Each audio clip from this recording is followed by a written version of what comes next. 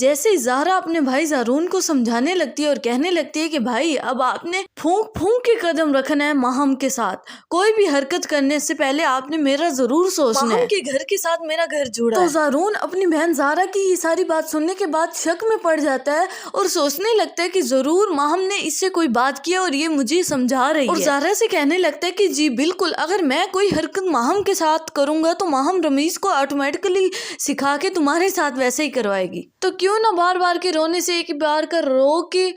ماہم سے ہمیشہ کے لیے جان چھڑوائی جائے اور خود کو آزاد کیا جائے۔ جیسے کہ ناظرین آپ دوسری طرف دیکھ رہے ہیں کہ ماہم پھر بھی اپنی چالاکی سے باز آنے کی کوشش نہیں کر رہی، الٹا وہ شفق اور زارون کو دور کرنے کی اور شفق سے اس کا بیٹا چھیننے کی مزید پلاننگز تیار کر رہی ہے اور سوچ رہی ہے کہ صرف ایک بار شفق کا بیٹا چھین لیا جائے۔ پھر میں دیکھتی ہوں کہ شفق اس گھر میں کیسے آ سکتی ہے اور زارون کے ساتھ کیسے ہنسی خوشی زندگی بسر کر سکتی ہے۔ یہ سب تو شفق کی بھول ہے، وہ صرف خواب سجائے بیٹھی ہے کہ وہ زارون کو حاصل کر پائے گی، میرا ہے اور اس پر صرف اور صرف میرا ہی حق ہے، میں اس پر کبھی کسی کا سایہ بھی نہیں برداشت کروں، اور زارون کو حاصل کرنا تو یہ شفق کی دور کی بھول ہے۔ تو ناظرین زارون اپنی بہن زہرا کی یہ سب باتیں سن کر مزید پریشانی کا شکار ہونے لگتا ہے اور سوچنے لگتا ہے کہ اب تو ماہم سے مجھے ہرگز چھٹکارا حاصل کرنا ہی ہوگا، اس نے تو نہ صرف میری زندگی اجیرن کر رکھی ہے بلکہ پوری فیملی کی کر رکھی ہے۔ جیسے ہی زارون سب کچھ سوچنے سمجھنے کے بعد ماہم کے سامنے آتا ہے تو ماہم کے سامنے